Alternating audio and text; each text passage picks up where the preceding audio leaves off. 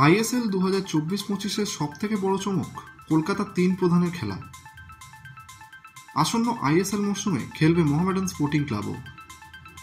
সেই কথা মাথায় রেখে তারা যথেষ্ট শক্তিশালী দল তৈরি করছে। দক্ষ ভারতীয় স্কোয়াডের সাথে তারা বিদেশি বিভাগটাও জোর দিচ্ছে। এইবার বিদেশি বিভাগে নতুন সংযোজন ঘানার খেলোয়াড়। 28 বছর বয়সী ঘানার ডিফেন্সিভ মিডফিল্ডার মোহাম্মদ কাদিরিকে সই করিয়ে নিয়েছে মোহামেডান স্পোর্টিং ক্লাব। তার বর্তমান মার্কেট ভ্যালু 2.8 কোটি টাকা। তিনি সেন্টার ব্যাক পজিশনেও খেলতে দক্ষ।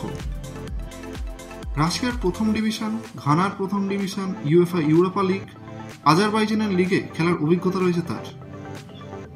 রাশিয়ার প্রথম ডিভিশন লিগে 33 ম্যাচে তার নামের পাশে রয়েছে 3 গোল এবং 3 অ্যাসিস্ট।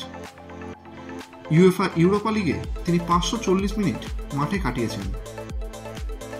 2016 সালে ঘানার জাতীয় ফুটবল দলে ডাক পেয়েছিলেন এই ফুটবলার।